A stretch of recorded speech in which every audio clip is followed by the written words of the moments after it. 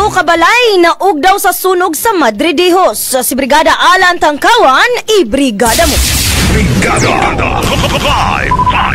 Padayon nga gisubay sa kabumirohan sa lungsod sa Madridejos kung unsa ang hinungdan sa sunog dito sa Villa Gonzalo, barangay Mansilang sa lungsod sa Madridejos, isla sa Bantayan, Sugbo. Ang kayo nga kalit bisilaob og dali mikaon sa pito ka mga balay nga ginama lang sa light materials, wala kini matabang sa mga tao sa dapit. Nagkanayon si Fire Officer 3 Teresito Chavez Jr., ang Chief Investigator sa Madridejos Fire Station. Ang kayo nagsugod sa balay nga gipanag-iya ni Mary Jane Mitchell Saises nga ilapang sutaon ang hinungdan ni ini. Matod ni Chavez nga nakontrol ang sunog sud sa 10 minutos ug napaong human sa 15 minutos nga gipaubos kini sa second alarm status. Walay gikatahong naangol ug nakalas nga kinabuhi sa tao sa mao nga sunog. Ang sunog nagbilin og danyos gibanabana nga kapin sa 100,000 ka pesos.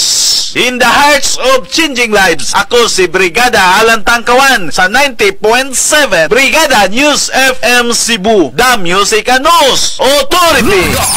Brigada!